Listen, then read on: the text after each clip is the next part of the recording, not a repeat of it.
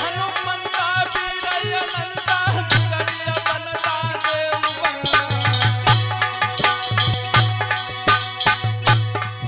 अरे संकट जानता से अपने पे आए के दुख करो सबका।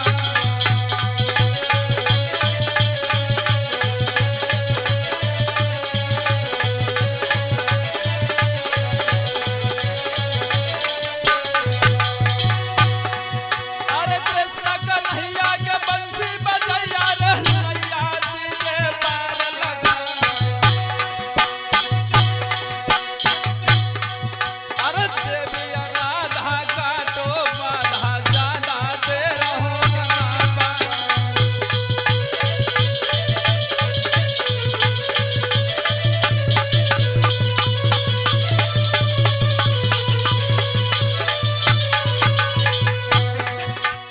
ओ अंजन के लला हनुमान सभा में फेरी दे गए। ओ अंजन के लला हनुमान सभा में फेरी दे गए।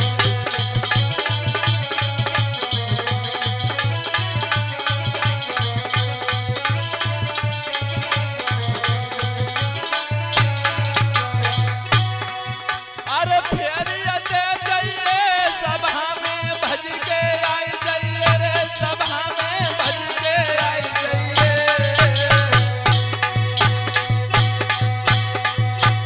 ओ अंजन के लला हनुमान सभा में फेरी दे गए।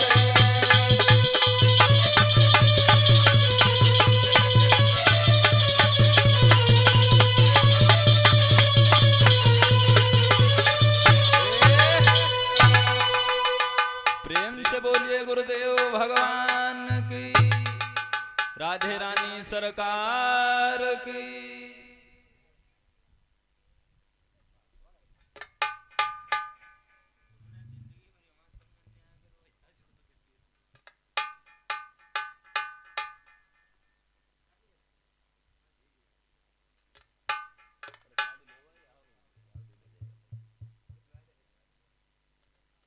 और ये हमारे डॉक्टर भैया विमल पाल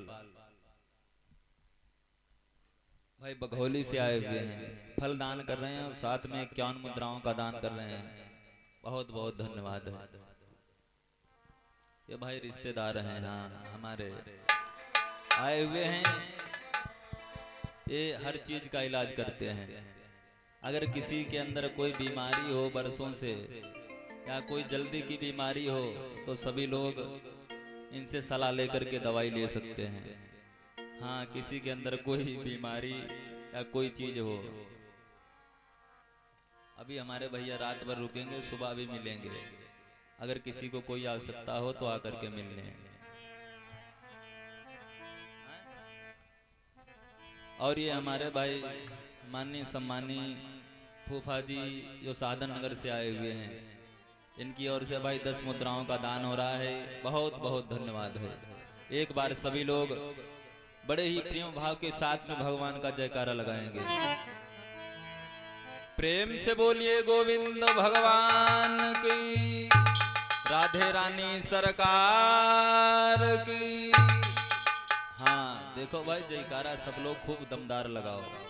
हाँ, जयकारा मगर कंजूसी करियो तो फिर ठीक बात ना है। सभी लोग भगवान को बुलाएंगे तभी यहाँ पर भगवान दौड़ करके आएंगे। अगर हम लोग सभी लोग प्रेम से बुलाएंगे, अगर चुपचाप बैठे रही हो तो फिर आनंद ना है। हाँ देखिए, अभी कुछ ही देर पहले हमारे भाई मनीष भैया के द्वारा बहुत ही सुंदर भगवान की पावन गाथा हो रही थी। आइए देखिए, इस श्रीमद् भागवत कथा एक ऐसी पुराण बताई गई है कि अगर श्रीमद् भागवत कथा को जो भी हमारे भक्त लोग मन से लगा करके सुनते हैं तो उनका कल्याण हो जाता है। ये एक कल्याणकारी कथा बताई गई है। अगर कोई मनुष्य या कोई भी सुन लेता है तन और मन और धन से तो उसका बेड़ा अवश्य पार हो जाता है। क्योंकि ये भैया कथा कोई साधारण कथा नहीं है। जिसको सुनने के लिए हम लोग बड़े ही दिनों से इंतजार किया करते हैं, तब ये हमें भगवान की कथा सुनने को मिलती है। ऐसा समय, ऐसा अवसर ये बार बार नहीं आता है, क्योंकि जब हमारे ऊपर या आप लोगों के ऊपर जब बहुत ही भगवान की बड़ी असीम अनुकंपा होती है मेरे भागवत प्रेमियों, तभी ये हमें भगवान की कथा सुनने को मिलती है। बहुत ही सुंदर कथा को सुनेंगे हमारे भक्त लोग भाई।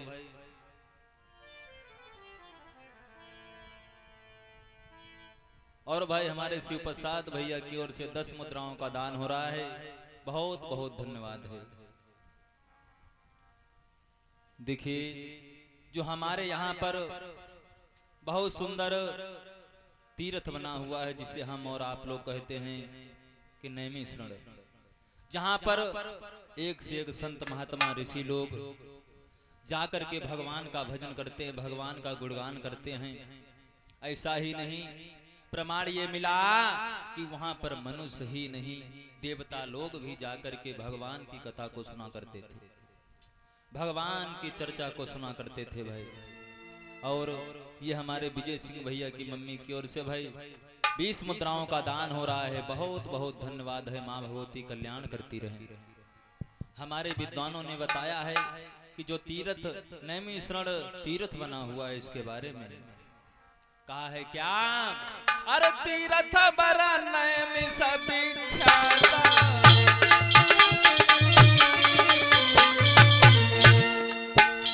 अरे तीर्थ बरा नैमिषारण्य विख्याता,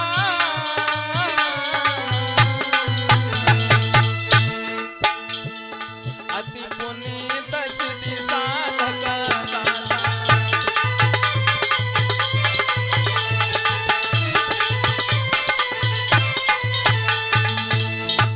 तीर्थ वर नैमिष विख्याता, अति पुनीत सिद्धि साधक दाता। मेरे भागवत प्रेमियों, तीर्थ नैमिषारण्य में इतना सुंदर ललिता मैया का दरबार बना हुआ है, इतना सुंदर कुंड बना हुआ है, जहाँ पर हमारे कोई पापी लोग जाते हैं भैया, स्नान करते हैं, मैया जी के दर्शन करते हैं तो उनका उद्धार हो जाता है। वहां पर ऋषि संत महात्मा लोग सभी लोगों ने आकर के भैया तपस्या को किया। एक बार का समय है, 88,000 महात्मा लोग बैठे हुए हैं, 88,000 ऋषि लोग बैठे हुए हैं। जैसे हम और आप लोग सभी लोग बैठे हैं तो आपस में विचार कर रहे हैं, भैया इस समय पर खाली समय है तो ऐसा करो कि कोई काम भी नहीं है ज्यादा, चलो भगवान की कथा सुनी जाए। सभी महात्मा लोग बैठे हुए हैं, आपस में विचार कर रहे हैं कि ऐसा करो कि भगवान का कोई सत्संग हो, भगवान की कथा हो तो हम लोगों को सुन करके ज्ञान हो जाएगा, कथा के बारे में ज्ञान हो जाएगा। तो सभी संत महात्मा लोग बैठे हुए हैं, कहा कि कथा सुनाएगा कौन। सभी महात्मा विचार कर रहे हैं कि कथा को कौन सुनाएगा। तो सभी भैया महात्मा लोग आपस में विचार करने लगे हैं। देखो हम और आप लोग इतने विद्वान नहीं हैं, इतना हम लोगों को ज्ञान नहीं है जो यहाँ पर महाराज सूत जी विराजमान हैं, इनको बहुत ज्ञान है, इनको हर कथा का भी ज्ञान है। ऐसा करो कि महाराज जो सूत जी हैं ये हम लोगों को कथा को सुनाएंगे। मेरे भागवत प्रेमियों ऐसा विचार कर रहे हैं। जैसे जाकर के महात्मा सूत जी के पास में पहुंचे हैं, दोनों हाथों को जोड़ा, सभी महात्मा लोग कहने लगे प्रभु हाँ हम लोगों को ये ज्ञात है, पता है कि हम लोगों से ज्यादा आप लोगों को ज्ञान है। हाँ बताओ, ऐसा करो कि हम लोग इस समय पर कथा सुनना चाहते हैं, भगवान का सत्संग सुनना चाहते हैं, आपके द्वारा हमें ज्ञान की बातें मिले। सूत जी महाराज कहने लगे ठीक है, कथा तो हम सुनाएंगे, लेकिन कथा सुनाने से पहले हमको एक श्रोता ऐसा चाहिए जो हमारी कथा को विधि पूर्वक ध्यान से सुने। कथा तो हो रही है भैया, कथा सुनने के लिए सभी लोग आते हैं, लेकिन एक श्रोता बहुत आवश्यक होता है, क्योंकि जैसे परीक्षित बनाए जाते हैं, कोई कथा ना सुने तो परीक्षित को सुनना बहुत जरूरी है, क्योंकि इन्होंने इतना पैसा खर्च किया, सब व्यवस्था की है, भाई कथा सुनना तो इनको जरूरी है। और साथ में जितने हमारे गांव के भक्त अन्य लोग हैं, अगर ये सभी लोग कथा को सुनेंगे तो इनका भी कल्याण हो जाएगा। अगर परीक्षित ज्यादा पैसा खर्च कर रहे हैं, अगर हम सब गांव वालों मिलकर के थोड़ा थोड़ा दान कर देंगे तब भी हमारा दान में चला जाएगा। तो इसी प्रकार से मेरे भैया जब सूत जी कहने लगे देखो एक हमको श्रोता की आवश्यकता है, उसी समय महात्मा लोग कहने लगे अगर श्रोता की बात है तो जो सौनक मुनि हैं ये बड़े ही प्रेम भाव के साथ में कथा को सुनेंगे। और हमारे आंसू भैया की ओर से भाई 10 मुद्राओं का दान हो रहा है, बहुत बहुत धन्यवाद है। तो उसी समय मेरे भागवत प्रेमियों भाई सुभाष वर्मा भैया की ओर से 10 मुद्राओं का दान हो रहा है, बहुत बहुत धन्यवाद है।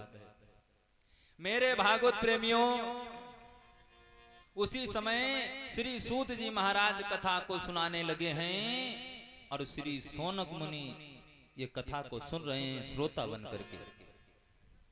श्री सूत जी महाराज कहने लगे हैं सुनो सौनक मुनि, बड़े ही प्रेम भाव के साथ में तुमको कथा को सुनना है, एक एक बात हमारी ध्यान में रखना है। दोनों हाथों को जोड़ करके कहने लगे ठीक है प्रभु आप कथा को सुनाओ।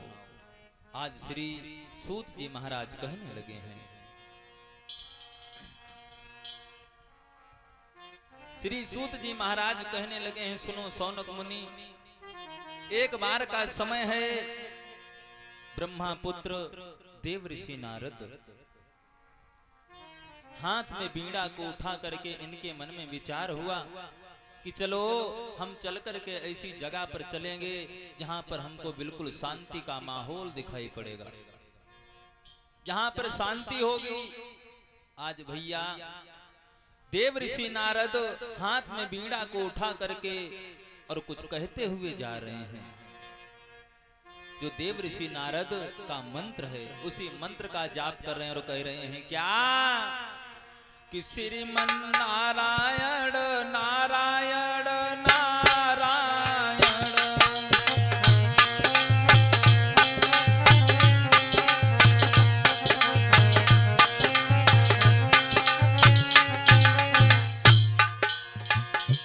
श्रीमन नारायण नारायण नारायण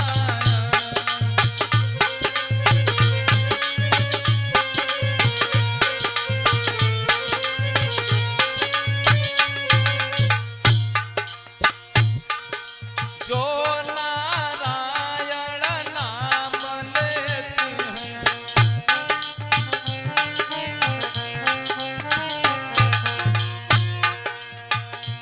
अरे पाप होती सब भारायण श्रीमन नारायण नारायण नारायण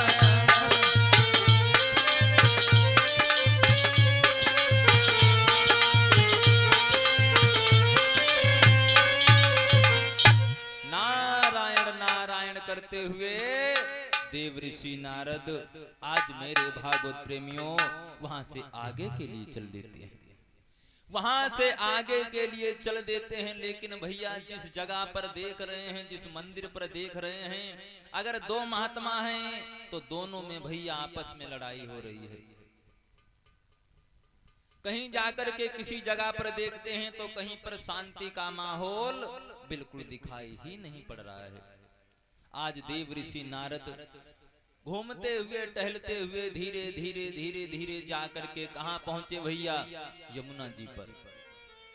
यमुना जी पर जाकर के पहुंचे जहां पर भगवान श्याम सुंदर ने बांसुरी को बजाया था, रास को रचाया था। जैसे ही जाकर के यमुना जी पर पहुंचे हैं तो आज देव ऋषि नारद ने क्या देखा? देव ऋषि नारद ने देखा कि यमुना जी पर एक बहुत सुंदर स्त्री बैठी हुई है। उस स्त्री के पास में दो बूढ़े पुरुष वहीं पर लेटे हुए सो रहे हैं। आज जैसे देव ऋषि नारद ने जब देखा तो मेरे भैया देखते ही रह गए। लेकिन जो भैया देखने में सुंदर लग रही थी, उसकी आंखों से आंसू आ रहे थे। वो थी कौन? भक्ति। उसके जो सामने लेटे हुए उसके दोनों ये पुत्र थे, जिनका नाम था ज्ञान और वैराग्य। मेरे भागवत प्रेमियों, जैसे ही आज भक्ति को जब देव ऋषि नारद ने रोता हुआ देखा, तो देव ऋषि नारद मन में विचार करने लगे कि ये देखने में इतनी सुंदर और फिर ये रो क्यों रही है, आखिर कारण क्या है। देव ऋषि आगे बढ़े, लेकिन मन में एक चिंता हो गई। मन में चिंता ये हो गई, मन में विचार करने लगे, स्त्रियों से पहले बोलना ठीक नहीं होता है। अगर हम पहले बोलें तो अभी कोई न कोई बात हो जाए तो बाद में हम फंस जाएंगे। आज देव ऋषि नारद आगे के लिए बढ़ने लगे हैं, आगे के लिए बढ़ने लगे हैं मेरे भागवत प्रेमियों। तो उसी समय आज भक्ति ने जब देव ऋषि नारद को देखा तो अपने पास में बुलाया। जैसे देव ऋषि नारद पास में आए हैं, रोकर के कहने लगी, सीताराम। उसी समय देव ऋषि नारद कहने लगे, तुम रो क्यों रही हो? तुम देखने में इतनी सुंदर और फिर भी तुम रो रही हो, कारण क्या है? जैसे ये बात जब भक्ति ने सुनी, एकदम से रो करके कहने लगी है, देव ऋषि नारद, जो तुम हमें सुंदरी बता रहे हो, लेकिन तुम्हें नहीं पता है। रो करके कहने लगी, क्या कि मैं हूं लौकिक सुंदरी नहीं,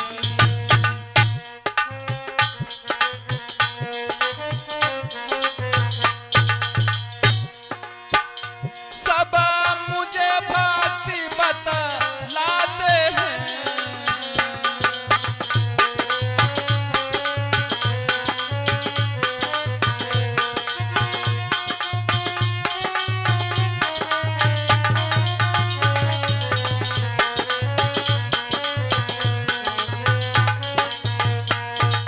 कहने लगी, ये दोनों ज्ञान विराग रूप मेरे बेटे कहे लाते हैं।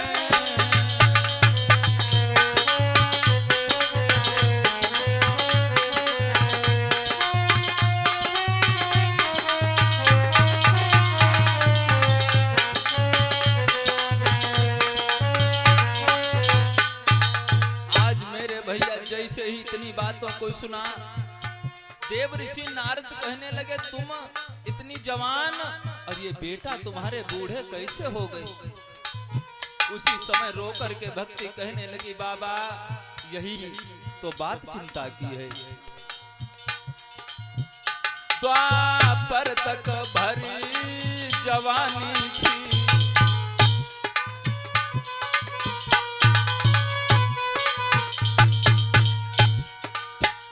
ये दोनों आपन आपों में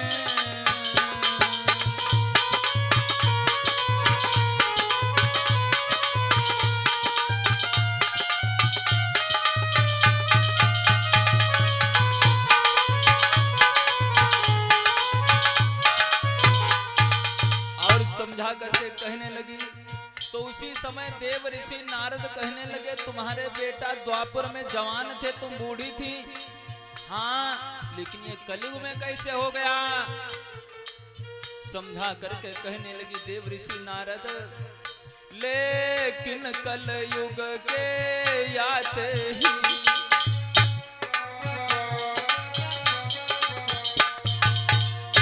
बेटा गिर गए बुढ़ापे में।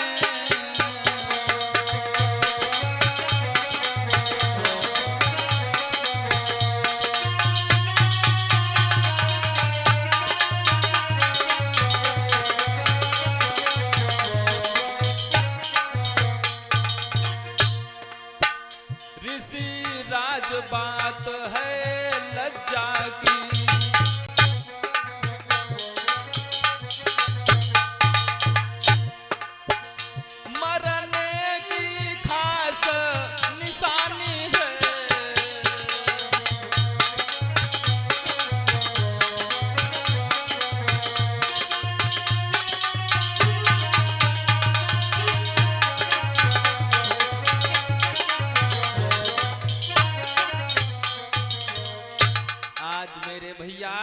जैसे ही आज भक्ति ने सारी बात जब देव ऋषि नारद को बताई, देव ऋषि नारद को बताई कि द्वापर में हमारे बेटा जवान रहे और मैं बूढ़ी थी, लेकिन जब से ये कलयुग आया तब से मैं जवान हो गई और बेटा ये हमारे दोनों बूढ़े हो गए हैं।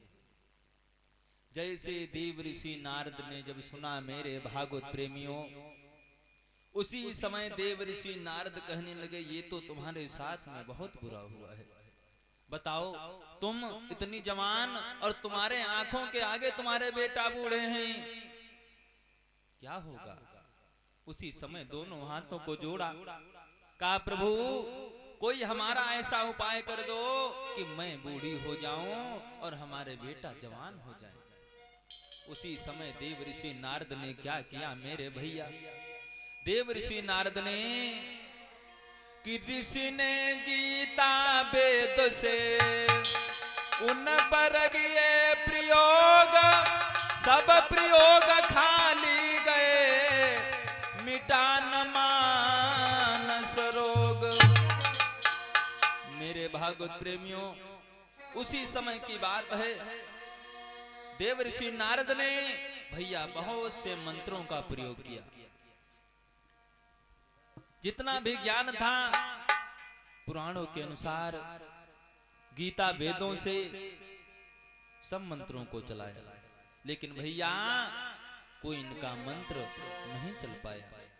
उसी समय देव ऋषि नारद कहने लगे हैं देखो मैं जो तुम्हारी समस्या है इसका कोई न कोई हल जरूर निकालूंगा, तुम्हारी समस्या को जरूर दूर करूंगा, तुम चिंता ना करो।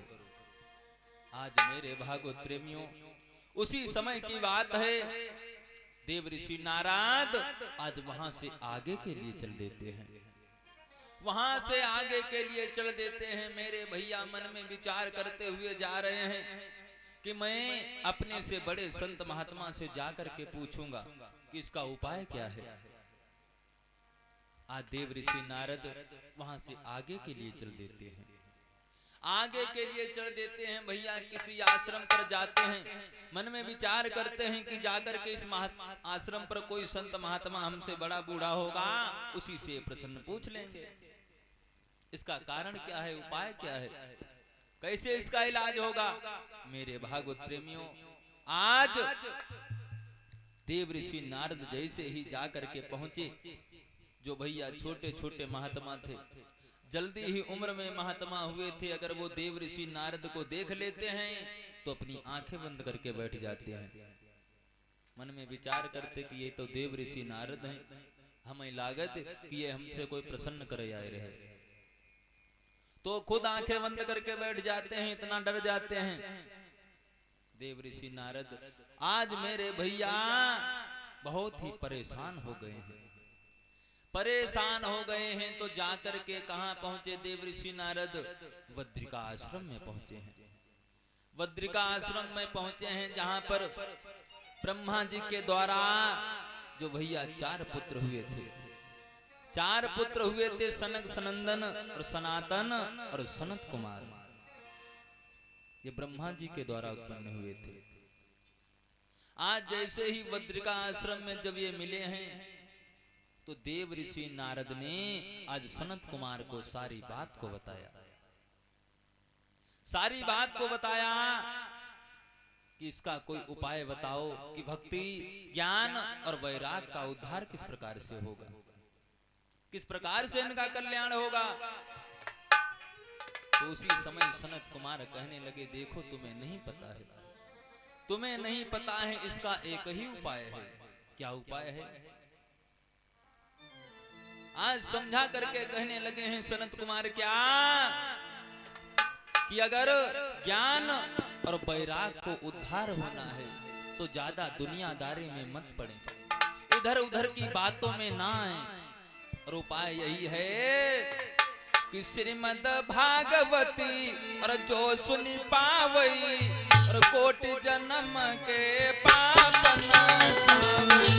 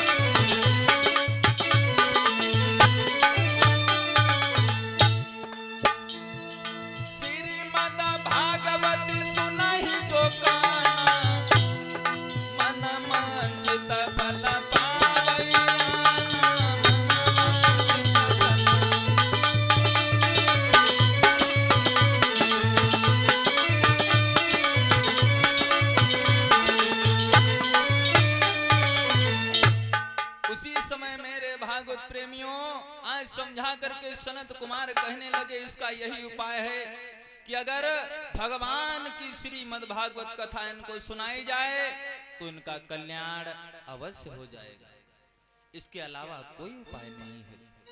आज मेरे भैया उसी समय देव ऋषि नारद वहां से वापस आए हैं।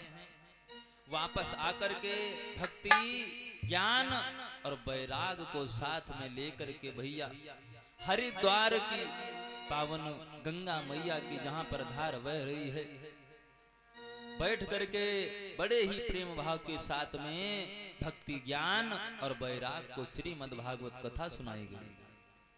श्रीमद् भागवत कथा सुनाई गई मेरे भैया। इसी भगवान की कथा को सुनने से भक्ति ज्ञान और वैराग का उद्धार हुआ है।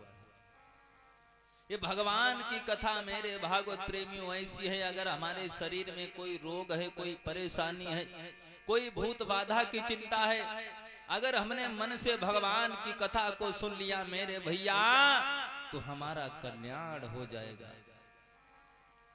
आइए एक बार सभी लोग बड़े ही प्रेम भाव के साथ में मीठी मीठी तालियों के साथ में भगवान का नाम बोलेंगे, उसके बाद में आगे की बहुत ही सुंदर कथा को सुनेंगे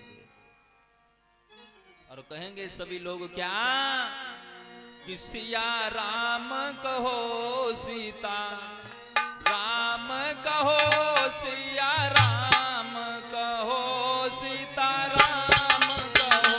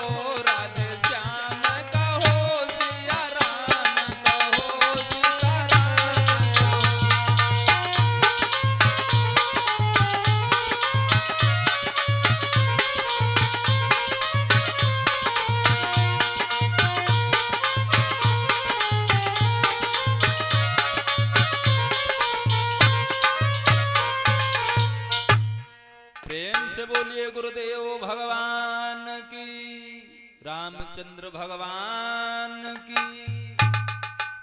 उसी समय मेरे भैया भक्ति ज्ञान और वैराग का उद्धार हो जाता है। उसी समय श्री सौनक मुनि कहने लगे हैं श्री सूत जी महाराज से कि हमको इसी प्रकार का एक और कोई आगे की कथा को सुना दो, इसी प्रकार का कोई एक उदाहरण और सुना दो जिसको सुनने से हमारा मन शांति हो जाए। उसी समय श्री सूत जी महाराज कहने लगे सुनो, दक्षिण दिशा में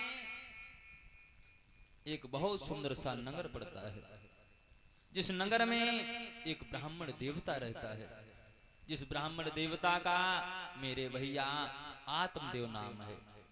बहुत ही सीधा सज्जन ब्राह्मण है, जिसकी पत्नी का नाम है धुंधली। जो आत्मदेव ब्राह्मण है भैया, उनकी पत्नी का नाम धुंधली है। नाम से बहुत बड़ा परिवर्तन होता है, जिसका जैसा नाम होता है उसके भैया उसी प्रकार से गुण भी होते हैं। जो धुंधली है कभी भी अपने पति की बात को नहीं मानती है, बिना पति की आज्ञा के ही अलग अलग रहती है, कभी महाराज आत्मदेव की बात को नहीं मानती है।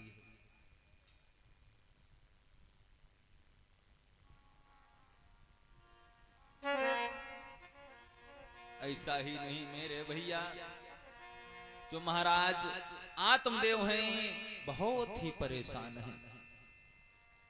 एक दिन का समय है, महाराज आत्मदेव अपनी पत्नी धुंधली से कहने लगे हैं, देखो आज हमारा मन कर रहा है कि घर में कोई शुद्ध भोजन बना लो, हमारा शुद्ध भोजन खाने का मन कर रहा है।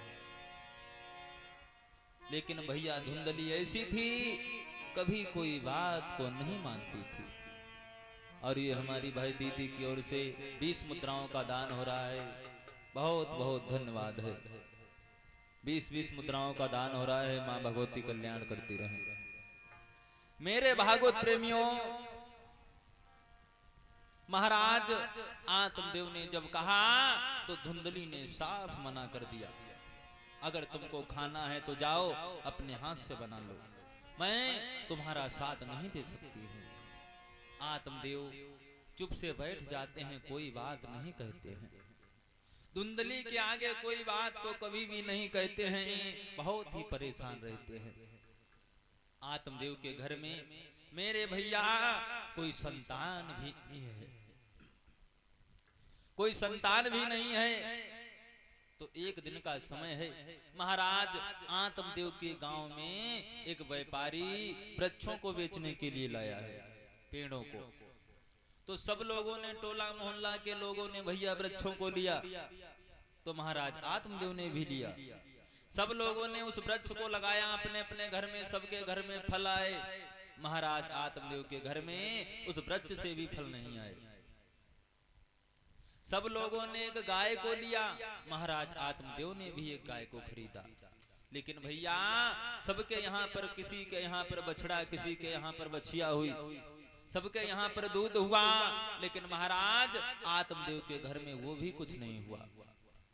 आज बहुत ही परेशान है, मन में विचार कर रहे हैं, एक तो हमारी पत्नी हमारी बात को नहीं मानती है, दूसरी बात कि हमसे भगवान भी रूठे हुए हैं, बहुत ही परेशान है। ऐसा ही नहीं मेरे भैया कि पहले तो थे विप्रवर नारी से हैरान,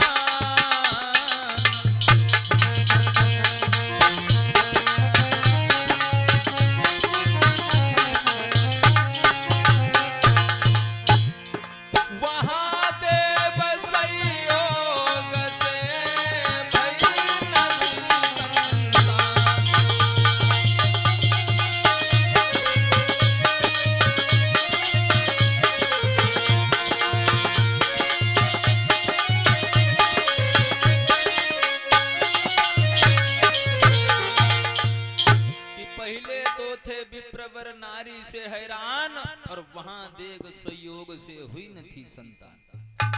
मेरे भैया संतान भी नहीं, जब हर चीज से परेशान हो जाते हैं मेरे भैया हम या आप लोग, जब हमारी घर में भी कोई मान्य नहीं होती है, मैं इतना काम भी करता हूँ, सारे दिन जुटा रहता हूँ, हर चीज मौके से करता हूँ, लेकिन तब भी हमारा घर में कोई सम्मान नहीं है। यही बात को महाराज आत्मदेव सुन रहे थे। मेरे भैया उसी समय इनके मन में विचार आया कि मैं चल करके अपने प्राणों को दे दूंगा। जब कोई हमारा नहीं इस दुनिया में दिखाई पड़ता है, तो यही मन करता है कि अब हमारा भगवान ही सुनेगा, चलो हम भगवान के पास में चलेंगे। आज आत्मदेव यही विचार को लेकर के मेरे भैया घर से चल देते हैं,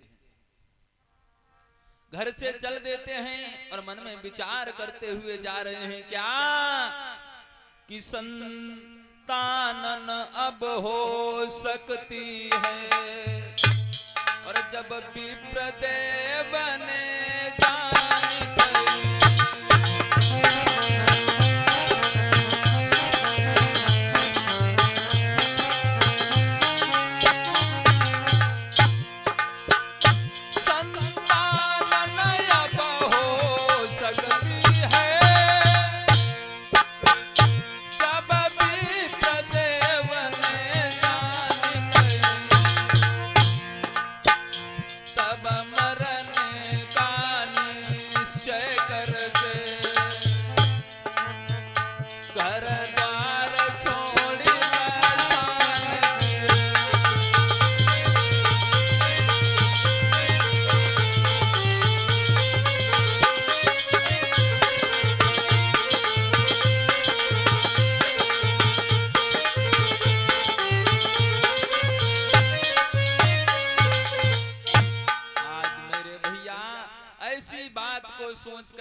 महाराज आत्मदेव अपने घर को छोड़ करके चल देते हैं। घर को छोड़ करके चल देते हैं, जाकर के जंगल में पहुंचे। लेकिन मेरे भैया प्राण ऐसे नहीं जाते हैं। गए थे मरने की तलाश में, लेकिन भैया मरते इनका मन नहीं कर रहा है, क्योंकि प्राण ऐसे भैया नहीं निकलते हैं। आत्मदेव घूमते हुए जा रहे हैं, वन में आगे बढ़ते हुए जा रहे हैं। घूमते घूमते टहलते टहलते इनको बहुत समय हो गया। मन में यही विचार कर रहे हैं, प्रभु क्या होगा हमारी जिंदगी का? अगर हम यहाँ से लौट करके घर को भी जाएंगे तो किसको मुंह दिखाएंगे? यही बात को सोचते हुए मेरे भैया आज जंगल में घूम रहे हैं। लेकिन घूमते घूमते घूमते घूमते आज महाराज आत्मदेव को भैया प्यास लगाती है। प्यास लगाती है तो प्यास को भैया पानी को ढूंढने के लिए और जंगल में आगे बढ़े तो इन्होंने क्या देखा कि जंगल में बहती हुई एक नदी जा रही है। नदी जा रही है तो आत्मदेव महाराज जाकर के उसी नदी के पास में पहुंचे। नदी के पास में पहुंचे हैं मेरे भैया, पानी को पीने लगे हैं। पानी को पीने के बाद में आकर के बैठ गए। मन में सोच रहे हैं, बैठे बैठे इनका चेहरा बहुत उदास। तो उसी समय वहां पर भैया एक ब्राह्मण आया। ब्राह्मण स्वयं भगवान आए हुए हैं। भगवान एक ब्राह्मण का रूप धर करके मेरे भैया जैसे आत्मदेव के पास में पहुंचे। ए ब्राह्मण देवता, कैसे तुम बैठे हुए हो? क्या कारण है इस जंगल में? तुम अकेले बैठे हुए हो? आत्मदेव ने सारी बात को बताया। प्रभु मैं यहाँ पर मरने के लिए आया हूँ। मरने के लिए? क्यों? आज समझा करके कहने लगे हैं आत्मदेव, सुनो प्रभु कि आया हूं इस जगह पर नाथ मरण की ठानी, छोड़ दिया संतान पर प्राणों का भी ध्यान।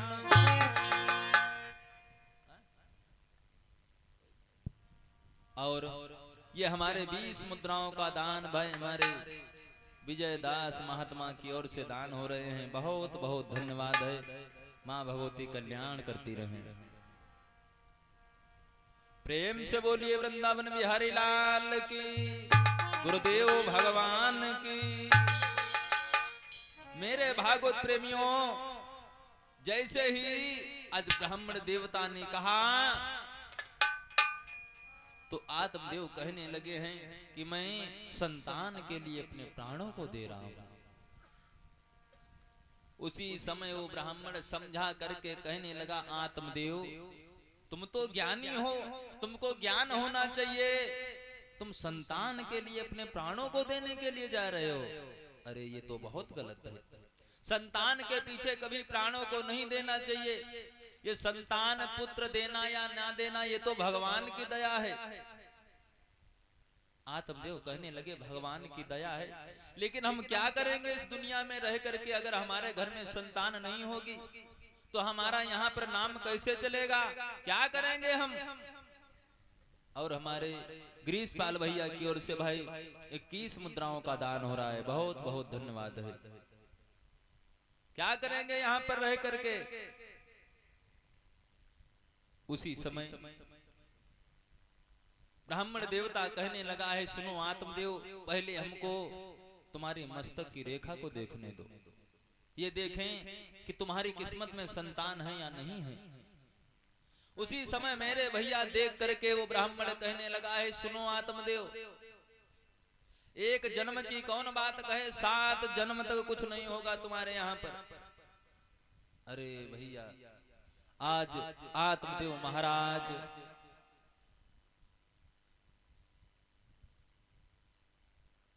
और हमारे राकेश पाल भैया की ओर से भाई 51 मुद्राओं का दान हो रहा है। बहुत बहुत धन्यवाद है। माँ भगवती कल्याण करती रहे और हमारे भैया की हर मनोकामना इच्छा पूरी होती रहे, यही कहना है मैया से। प्रेम से बोलिए दुर्गे मैया की, सरस्वती मैया की, कृष्ण कन्हैया लाल की।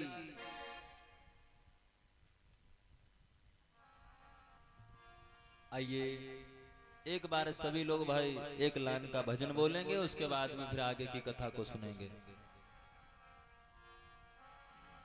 और कहेंगे क्या कि राधे अलबेलिए सरकार, राधे जा राधे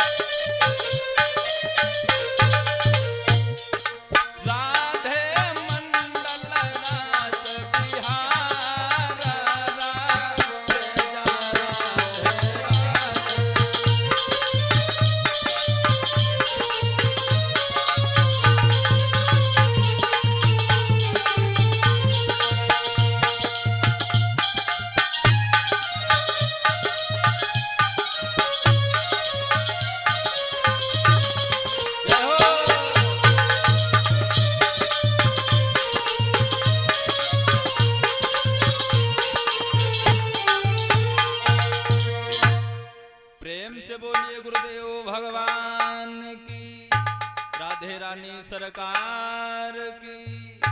इधर मेरे भागवत प्रेमियों जैसे ही वो ब्राह्मण कहने लगा, सुनो आत्मदेव, तुम्हारे 7 जन्म तक कोई संतान नहीं होगा।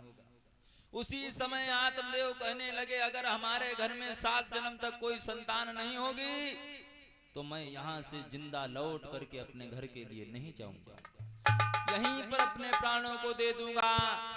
उसी समय वो ब्राह्मण कहने लगा, अगर ऐसी बात है तो तुम अपने प्राणों को ना दो, मैं तुमको वरदान दे रहा हूं और एक ये फल दे रहा हूं। अपनी झोली में से एक फल को निकाला, कहा लो और इस फल को जाकर के अपनी पत्नी को खिला देना, तुम्हारे घर में संतान हो जाएगी। आत्मदेव ने जैसे उस फल को लिया बड़े ही खुश हुए। ब्राह्मण कहने लगा, तुम्हें नहीं पता है, तुम्हारे घर में संतान नहीं है तब भी तुम दुखी हो, और तुम्हारे घर में संतान हो जाएगा तब भी तुम दुखी रहोगे। आत्मदेव कहने लगे, कोई बात नहीं, जो होगा वो देखा जाएगा। सुना होगा भैया कि यहाँ पर हम और आप लोग आए हुए हैं, लेकिन सुखी कोई नहीं है। अगर किसी से पूछो, भैया क्या तुम अपने जीवन में हैं खुश हो, कोई दुख की तो बात नहीं है, कोई दुख का तो समाचार नहीं है, तो कोई न कोई मुसीबत जरूर बताई है। कोई घर में लड़का बच्चा है तो वही दुखी है, और जिनके घर में नाई है वही दुखी है। दुखी सब हैं। कोई घर में भैया जर्रा पैसा आया तो कोई खर्च करे वालों ना है, और जगह घर में खर्च करे वाले तो वही पता लागे दुखिया दिन भर काम करो तो संजय खाई भर की व्यवस्था बन पाए, ज्यादा ना व्यवस्था बन पाए। और जिनके घर में जर्रा बैंक भरी है उनके घर में कोई खर्च करे वालों ना है। परमात्मा की भैया उस भगवान की ऐसी ही लीला है कि किसी न किसी बात से सबको दुखी रखा है, सुखी कोई है ही नहीं। इसीलिए कहा गया है मेरे भागवत प्रेमियों, अगर भगवान ने हमको इतना सुंदर शरीर दिया तो यहाँ पर पृथ्वी पर आए हुए हो तो भगवान का नाम जरूर लो। जिसने भैया भगवान से प्रेम किया है उसका बेड़ा पार हो गया, उसके जीवन में कोई दुखी की बात ही नहीं आई है, कोई दुख का समाचार ही नहीं आया है। अब पता लागो रात दिन भैया खेतन में, रात दिन खेतन में परे रात, लेकिन भगवान के लिए 10 मिनट को समय ना है, कोई रह कर कोई संजग बैठ के रे ठीक ठाक नाव ले ले हैं। हाँ वो तो समय ना है, खेत में पता लागे रात दिन चले रहा तो रात दिन चले रहे हैं। कंपनी में 36 घंटा कर ले, लेकिन 10 मिनट को समय ना है निकाले पावत। मेरे भागवत प्रेमियों, इसीलिए कहा गया है ये भैया शरीर ये बार बार नहीं मिलता है, ये मनुष्य का शरीर है। हमारे भारतीय विद्वानों ने वर्णन किया कि 84 लाख योनियां बताई गई हैं। जिस 84 लाख योनियों में से एक ये प्रसाद ले ले दुआ। और ये हमारे सत्यपाल दुआ की ओर से भाई 21 मुद्राओं का दान हो रहा है। बहुत बहुत धन्यवाद है। मां भगवती कल्याण करती रहे। तो इसीलिए सभी से यही कहना है, अगर यहाँ पर आए हुए हो तो भगवान को ना भूलो, भगवान का भजन जरूर करो मेरे भैया।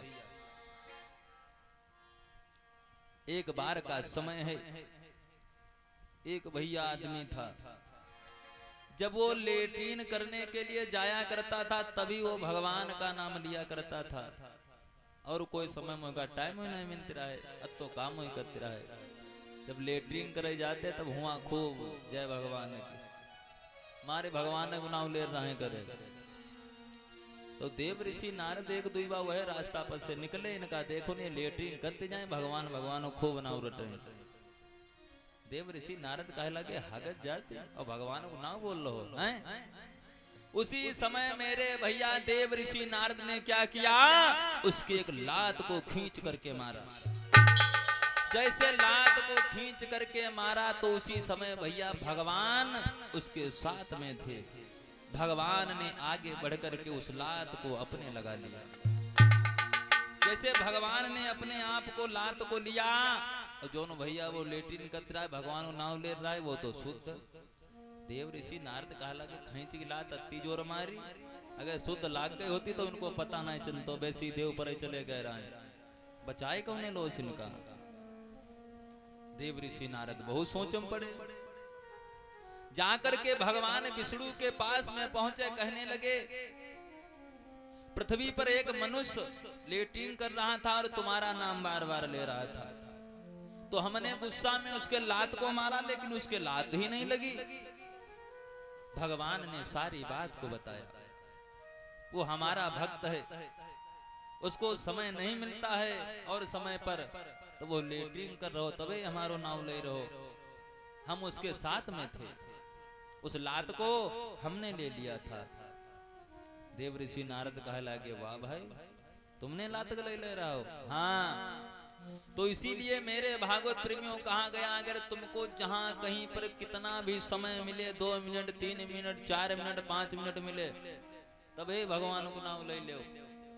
लेट गए हो तो परे परे ले लो, नाम ना उठ पाए रहे हो, तब हम कल्याण हो जाए। प्रेम से बोलिए गोविंद भगवान की, राधे रानी सरकार की। आज मेरे भैया जैसे उस फल को दिया तो वो ब्राह्मण उस फल को लेकर के चल देता है। कहाँ के लिए? अपने घर के लिए। बहुत खुशी है, मन में विचार कर रहा है प्रभु अगर हमारे घर में पुत्र हो जाएगा तो आनंद ही आनंद आ जाएगा। ऐसा ही नहीं कि मन में हुई के खुशी और ब्राह्मण घर को धायो है।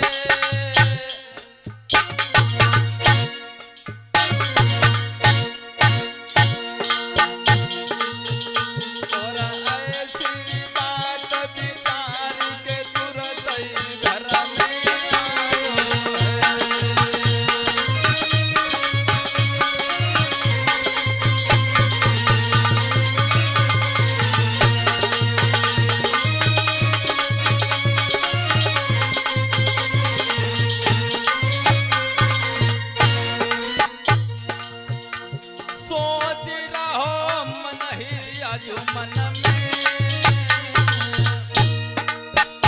और जाई खिलाई है फल को आजू तो अपने घर जाई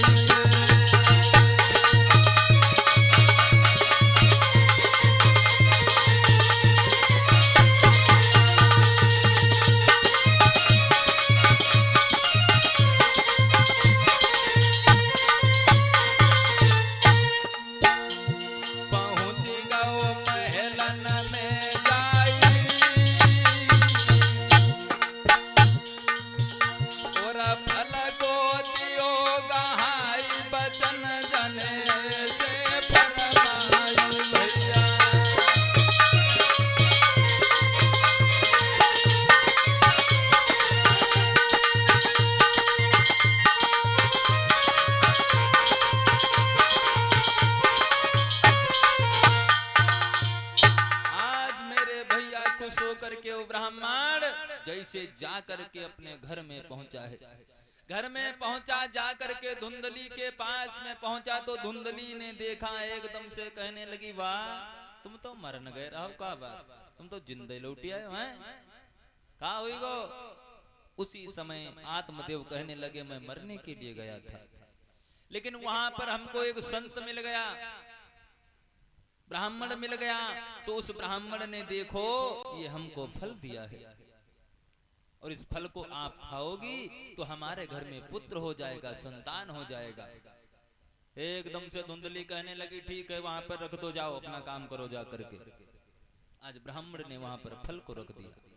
आत्मदेव ब्राह्मण ने फल को रख दिया, भैया वहां से चले गए। इधर धुंधली मन में विचार करने लगी कि अगर मैंने इस फल को खा लिया तो हमारे गर्भ ठहर जाएगा, गर्भ ठहर जाएगा तो वो 9 महीने तक हमारे पेट में रहेगा। उसके बाद में जब पैदा होगा तो उसका मलमूत्र ये सब संभालना, हमारा सब श्रृंगार छूट जाएगा। ये हमारे बस की बात नहीं है, हम फल को नहीं खाएंगे। महाराज आत्मदेव चाहते थे कि हमारे घर में संतान हो जाए और धुंधली नहीं चाहती थी कि हमारे घर में संतान हो जाए। मन में विचार कर रही कि अगर हमारे गर्भ ठहर गया तो हम तो परेशान हो जाएंगे, हमारा खाना पीना श्रृंगार ये कुछ नहीं कर पाएंगे और ना तो हम रोज रोज इधर उधर टहलने के लिए जा पाएंगे। तो उसने क्या किया, एक अपनी पड़ोसी बहन को बुलाया, जय के संग खूब व्यवहार रहा है, उसी को बुलाया और कहने लगी, बहना कि बोली अपनी बहन से और बहन बचा ले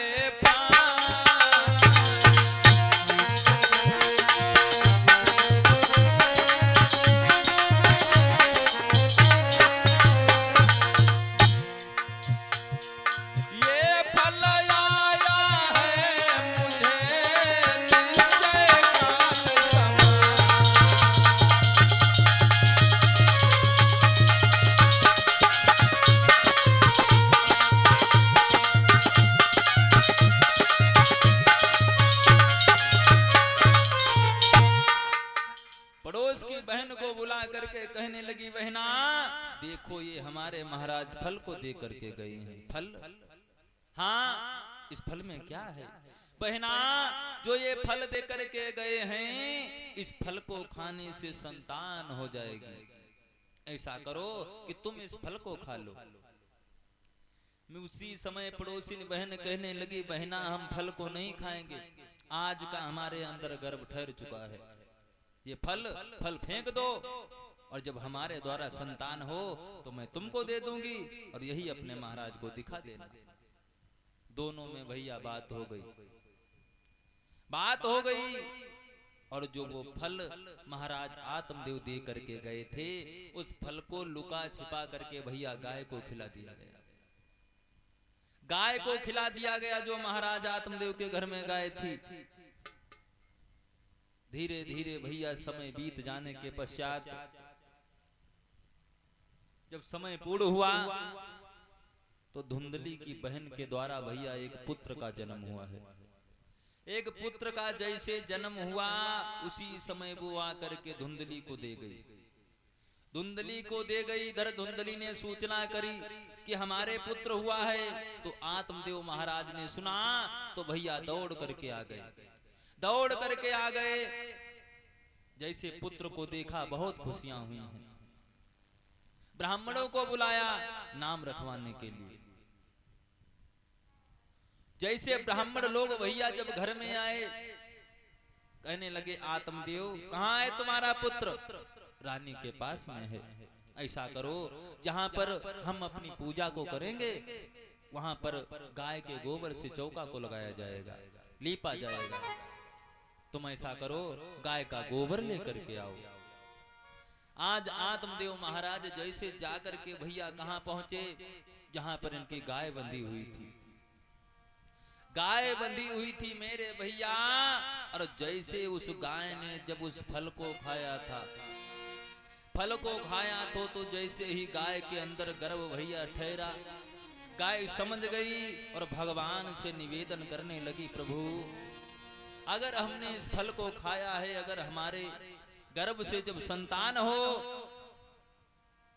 तो कुछ हमारे ऐसे निशान बना देना कि ताकि लोग पहचान सकें कि ये गाय का पुत्र है।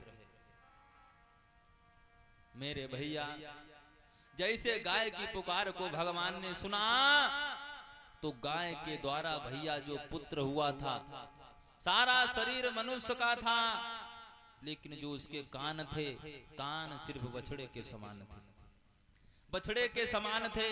और जैसे आत्मदेव महाराज जाकर के गाय के पास में पहुंचे और जैसे भैया देखा कि गाय के पास में पुत्र लेटा हुआ है, फौरन उठाया, साफ किया और उस पुत्र को लेकर के आकर के आंगन में पहुंचे। कहने लगे, अरे ब्राह्मण देव, ये हमारे घर में दूसरा पुत्र हुआ है, बहुत सुंदर बात है, इसका भी नाम रख दो। ब्राह्मण कहने लगा, जरूर इसका नाम रखेंगे। उसी समय ब्राह्मण देवता नाम को रखने लगे हैं, नाम को रखने लगे। कहने लगे, देखो जो ये तुम्हारे गाय के द्वारा हुआ है, इसका नाम गोकर्ण है। धुंधली कहने लगी, मैं अपने बेटे का नाम नहीं रखाऊंगी। क्यों? क्योंकि मैं अपने बेटे का नाम अपने नाम से मिलता जुलता हुआ रखूंगी।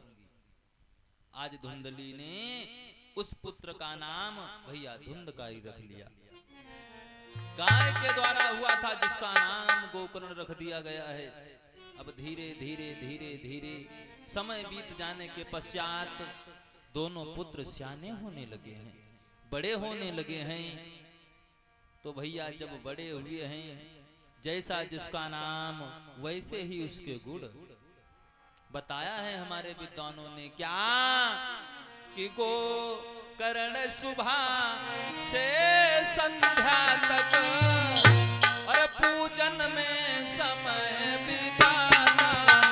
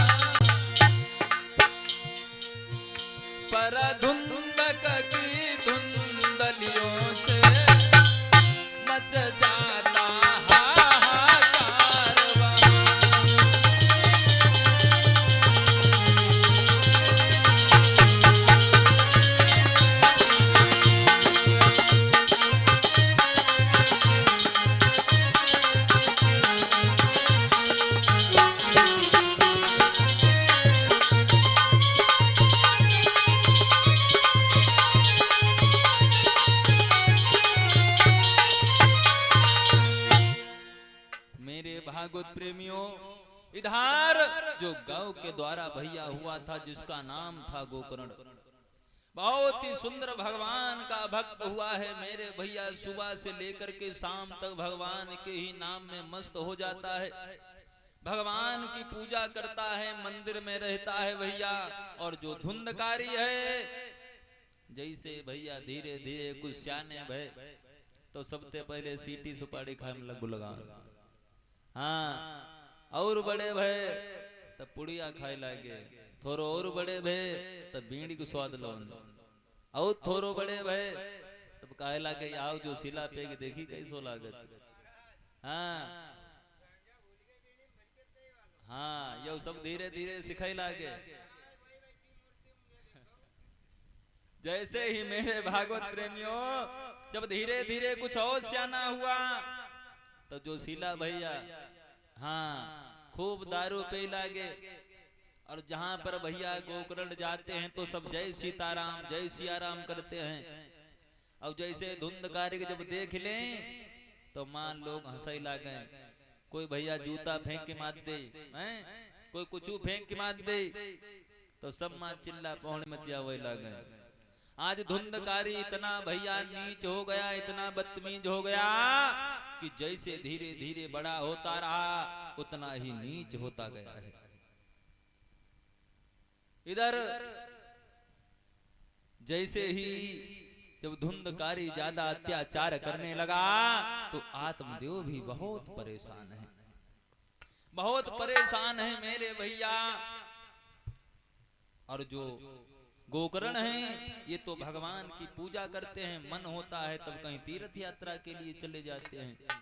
इधर जिस समय गोकर्ण जब तीर्थ यात्रा के लिए चले गए, महाराज आत्मदेव भी साथ में चले गए हैं। अब धुंधकारी जब अकेले रह गया तो भैया इसका खूब जलवा हो गए। हाँ, अब जितना पैसा धन दौलत घर में थी मेरे भागवत प्रेमियों खूब उसको लुटाने लगा। हाँ, पैसे लेकर के जाता है भैया, चार संग में ठेलुआ लेके जाते हैं, उनको खूब पिया हुआ, कहा चलो हमारे संग जलवा काट ले, वही सो मौका ना मिले। फिर समय ऐसा आ गया मेरे भैया, धीरे धीरे धुंधकारी कंगाल हो गया, इसके पास में कुछ भी नहीं रहा। हमारे भारतीय विद्वानों ने वर्णन किया कि अगर भगवान ने तुमको दौलत दी है, माया को दिया है भैया, अगर उसी माया को जाकर के गलत जगह पर यूज करोगे तो वो माया तुम्हारे पास से भाग जाएगी, तुम्हारे पास में नहीं रुकेगी। अब पता लागो दिन भर मजदूरी करी हुआ 400-500 पायो, अब वो हिमा कहते ऐसो है जो सीला जरूर होना चाहिए, और घर में भले मोटी रोटी नमक मिर्चा चंजे है, लेकिन यह जरूरी है, हैं? ऐसे ऐसे भैया हैं। अब पता तुम दिन भर मेहनत करे और थोड़ी देर की नसक ले तुमने पे ले, अब पता लागो 2-4 जने भरो बुरो कहो, वही तुमका 4 गारी सुनाए। क्या तुम्हारी इज्जत है दुनिया में? और समय ऐसो भैया आए जाते कि अगर इस पैसे को गलत जगह पर यूज करोगे तो ये तुम्हारे पास में नहीं टिकेगा, तुम्हारे पास से दूर भाग जाएगा। अगर इसी पैसे से भैया अगर तुमने दान पुण्य को किया तो तुम्हारे खाते में कभी कमी नहीं आएगी, पैसे की कमी नहीं आएगी। तो भैया कोई ना है, वो कहा पीबो रोज और यो दान वान कुछ ना करीबो, ये कुछ ना हो। बहुत लोग हैं नहीं मानते हैं किसी बात को भैया, लेकिन मानो चाहे न मानो तो समझाओ की बात है कि अगर कोई बात बताएगा तो वो सही के लिए बताएगा। आज जब धुंधकारी के पास में कुछ भी नहीं रहा, अंत में एक दिन जाकर के अपनी मैया धुंधली के पास में पहुंचा। ए मैया, हाँ बेटा हमको पैसा दो।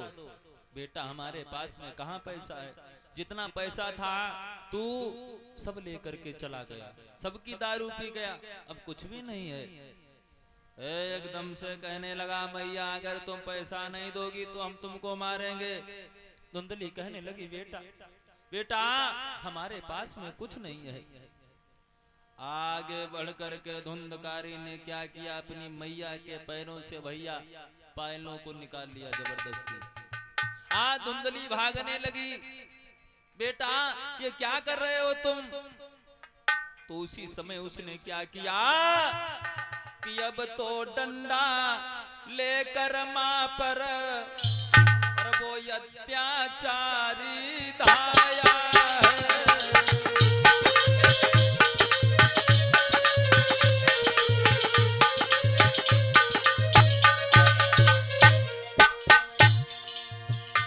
अब तो डंडा लेकर मां पर वो अत्याचारी धाया है। पूछने लगा पापनी बता घर का धन कहाँ छुपाया है।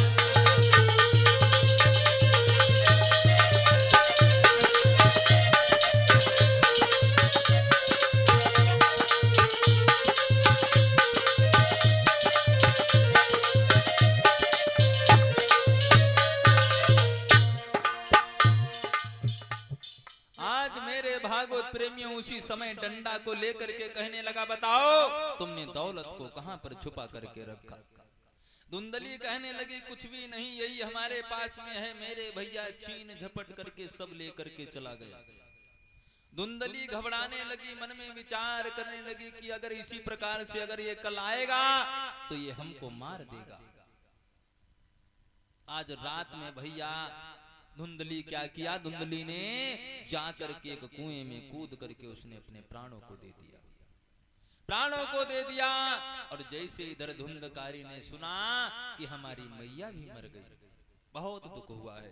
कुएं में से बाहर को निकलवाया, अपनी मैया का अंतिम संस्कार करवाया, जो भी हमारे नियम होते हैं हिंदू धर्म में उन सब नियमों को किया है।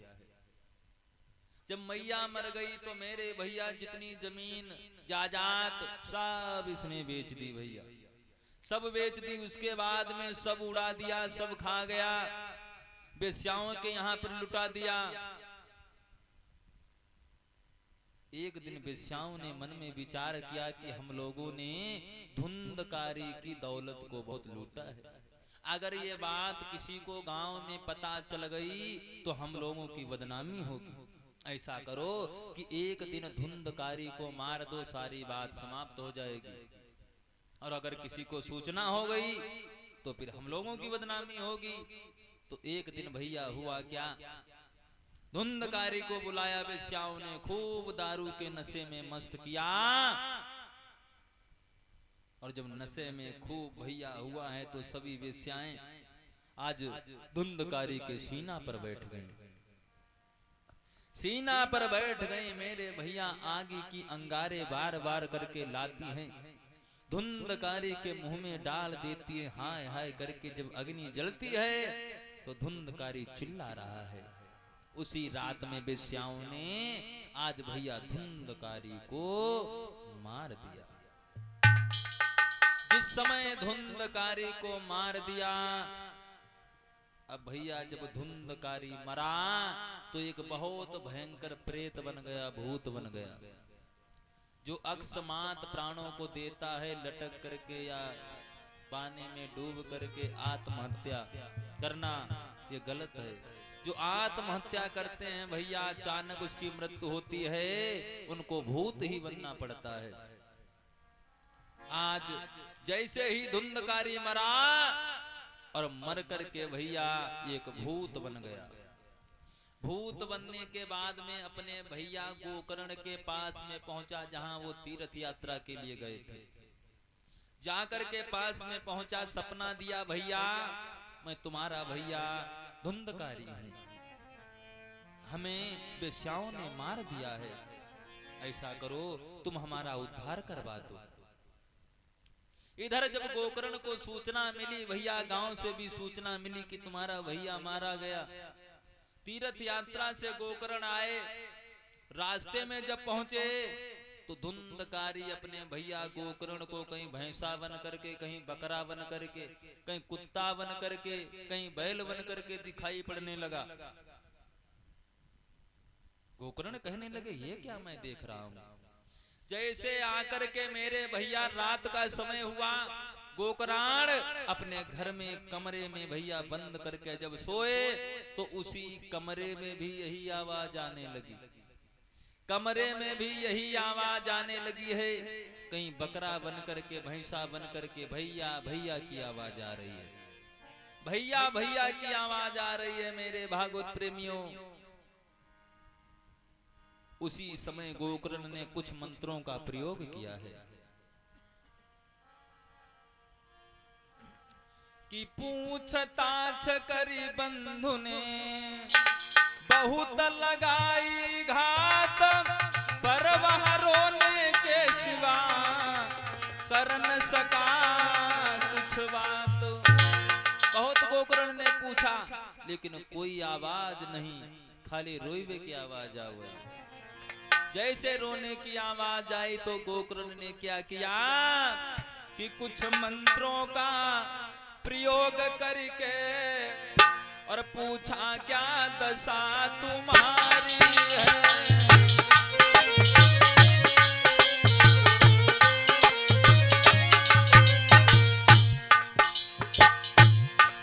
कुछ मंत्रों का तो प्रयोग करके पूछा क्या दशा तुम्हारी है। तब रो करके ये जवाब मिला, यह पापी शरण तुम्हारी है।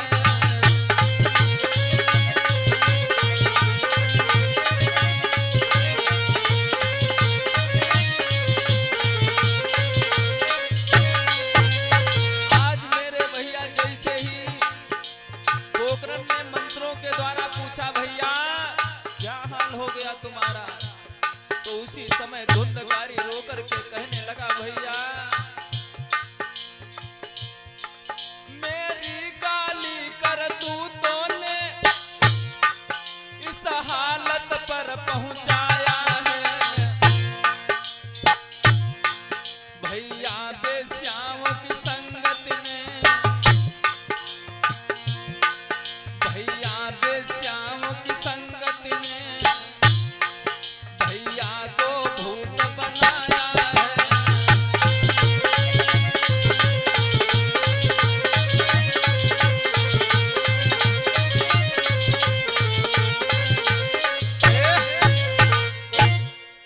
उसी समय की बात है,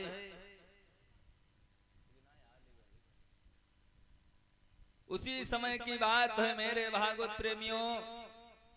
जैसे ही जब सारी बात धुंधकारी ने बताई भैया हमारी हालत ये बेश्याओं ने बना दी है, मैं बहुत पापी हूं, ऐसा करो भैया हमारा उद्धार करवा दो। देखिए भाई चाहे कितना बड़ा दुश्मन हो, अगर भाई पर कोई मुसीबत आ जाती है तो भाई को दया जरूर आ जाती है। गोकर्ण को दया आ गई, कोई बात नहीं, हमारा भैया था आखिर। उसी समय गोकर्ण वहां से उठे तो मेरे भैया जाकर के गंगा जी पर गए हैं, प्रयागराज को गए हैं, दान को करवाया लेकिन कुछ भी नहीं हुआ है। गया को गए, गया को पिंड दान करवाया तब भी भैया कुछ भी नहीं हुआ, कोई फायदा नहीं हुई। हम और आप लोग जैसे कोई जब घर में खत्म हो जाता है तो कहा चलो गंगा पर चरवाए देव चले हैं, दान कर देव चले, और जोन भैया ज्यादा नहीं थे तो वो को कहां ले उद्धार हुए।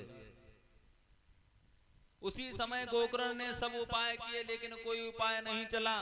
जब कोई उपाय नहीं चला तो अंत में गोकर्ण ने क्या किया, भगवान सूर्य देव का ध्यान किया है। भगवान सूर्य देव का ध्यान किया, भगवान सूर्य देव सामने आते हैं, बताओ गोकर्ण क्या बात है। गोकर्ण ने दोनों हाथों को जोड़ा, कहा प्रभु हमारा भैया धुंधकारी जो मर चुका है उसका उद्धार करवाना है। सूर्य देव कहने लगे अगर उद्धार करवाना चाहते हो तो उद्धार का एक ही उपाय है, अपने भैया धुंधकारी को भगवान की श्रीमद् भागवत कथा सुनाओ तो इनका कल्याण अवश्य हो जाएगा, इसके अलावा कोई उपाय नहीं है। भगवान की कथा एक ऐसी कथा बताई गई है, इसी कथा को सुन करके उद्धार हो जाएगा। इसीलिए हमारे भारतीय विद्वान कह रहे हैं जहां पर भगवान की कथा होगी भैया, जितने लोग यहां से जा चुके हैं उनका भी उद्धार हो जाता है। ये भगवान की कथा एक ऐसी कथा है। जैसे ही इधर गोकर्ण ने आकर के अपने घर में बड़े ही विधि विधान के साथ में भैया भगवान की कथा को प्रारंभ किया है, भगवान की कथा को प्रारंभ किया और 7 दिन की श्रीमद् भागवत कथा को बड़े ही प्रेम भाव के साथ में स्थापना दी है। ऐसा ही नहीं, उसी कथा में एक भैया 7 गांठ की लाठी को गाड़ा गया, 7 गांठी की लाठी को गाड़ा गया, उसी पर काला झंडा लगाया गया। हाँ, कि इसी पर बैठ करके भगवान की कथा को सुनो, तुम्हारा उद्धार हो जाएगा, तुम्हारा उद्धार हो जाएगा।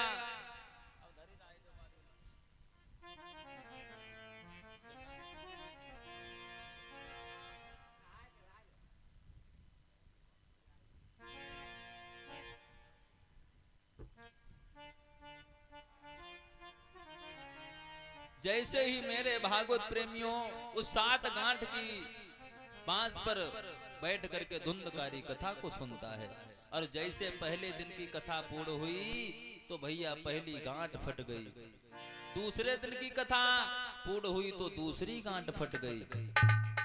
ऐसा ही नहीं कि करे कथा को पान सुनो दे ध्यान करम गति खोटी, और एक ही रोज की गाथा में एक पोड़ बांस की टूटी।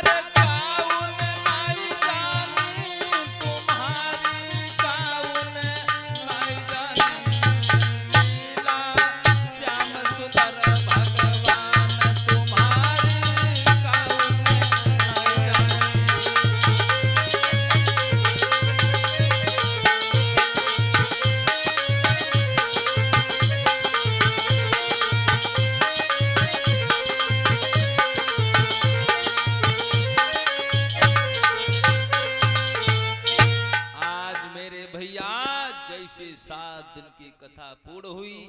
धुंधकारी ने बड़े ही प्रेम भाव के साथ में कथा को सुना। तो मेरे भैया स्वर्ग से विमान आ गया। स्वर्ग से विमान आया और उसी विमान में धुंधकारी को बिठाया और सीधे स्वर्ग धाम को लेकर के चले गए।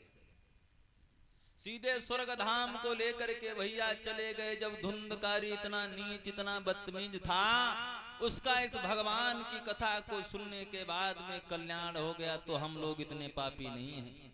अगर भगवान की कथा को प्रेम भाव से सुनेंगे भैया तो हमारा कल्याण अवश्य हो जाएगा। जब धुंधकारी के लिए विमान आया तो गांव के लोग अन्य लोग कथा को सुन रहे थे, कह रहे थे भैया कथा को हम लोगों ने भी सुना लेकिन हमारे लिए विमान क्यों नहीं आया। समझाया गोकुल ने। देखो जब धुंधकारी ने कथा को सुना तो वो एक स्थान पर बैठ करके कथा को सुना है उसने। अब तो पता लगी कथा हो रही, तले कहा तले फोन आएगो कोई थोड़ी देर हो गए बात करें तले वह कथा कट गए, कहूँ पेशाब लागी कहूँ कुछ लागो हैं। अगर भगवान की कथा को भैया मन और तन से ध्यान से लगा करके सुनोगे तभी कल्याण होगा। प्रेम से बोलिए गुरुदेव भगवान की, राधे रानी सरकार की। इसी प्रकार से मेरे भैया भगवान की कथा को सुनने के बाद में ऐसे ऐसे लोगों का कल्याण हुआ है। आइए आज की कथा यहीं पर विराम दी जाएगी। कल आगे की कथा दोपहर की मीटिंग में सुनाई जाएगी। दोपहर का समय है 1 बजे से 4 बजे तक, तो सभी हमारे भक्त लोग भाई दिन में भी आएंगे, बड़ा ही आनंद आएगा। भगवान की कथा को सुनेंगे तो भैया कल्याण जरूर होगा। आइए एक बहुत सुंदर भगवान का पावन भजन बोलेंगे, उसके बाद में आरती और प्रसाद को लेकर के सभी लोग अपने अपने स्थान के लिए जाएंगे। तब तक आरती जला ले तुम, और तब तक सभी लोग बोलेंगे और प्रेम भाव से कहेंगे क्या, अरे जोगिया जोगिया जोगिया हो जोगिया चित चोर,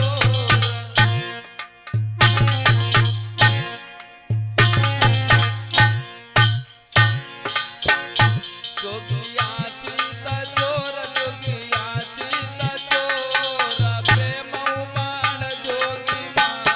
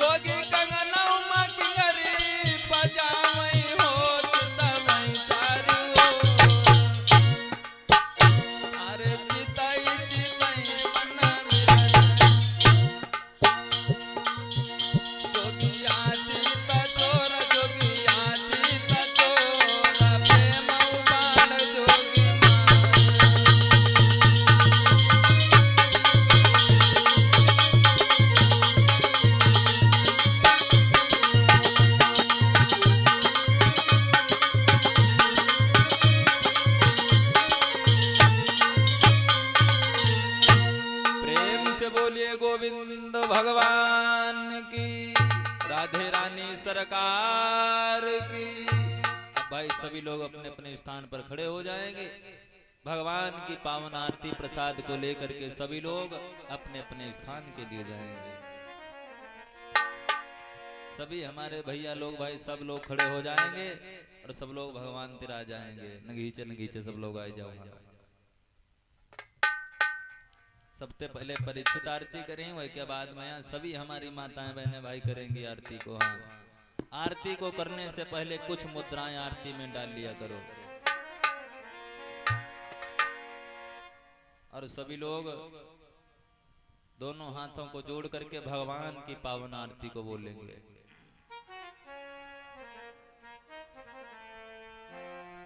और सभी लोग कहेंगे क्या कि श्री भागवत भगवान की है आरती, आरती पापियों को पाप से है तारती। श्री भागवत